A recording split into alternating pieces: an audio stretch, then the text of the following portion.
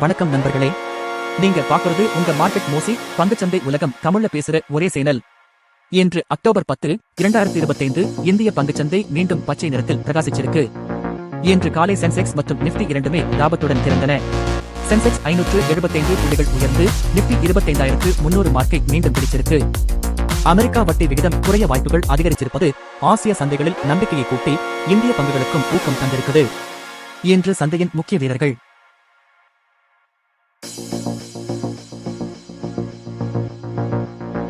ICICI bank பங்கு 1.03% உயர்ந்தது. HDFC bank சற்று உயர்ந்தாலும் பிராடருக்கு கீழேதான் இருந்தது.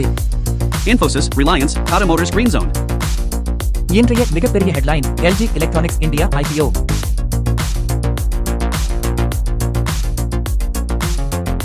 அது பங்குச்சந்தையில் இன்று பட்டியலிடப்பட்டதும் 50% மேலான பிரீமியத்தோட ஓபன் ஆச்சு. அது கோரியன் பேரட் கூட மார்க்கெட்ல முந்திச்சிருக்கு. Chart decreasing dollar rate today, 88.74 Indian rupees per USD dollar banknote bar chart gold price, Indian rupee 12900 per 10 grams. இது எல்லாம் மார்க்கெட்டை ஆத்துக்கிச்சிருக்கு.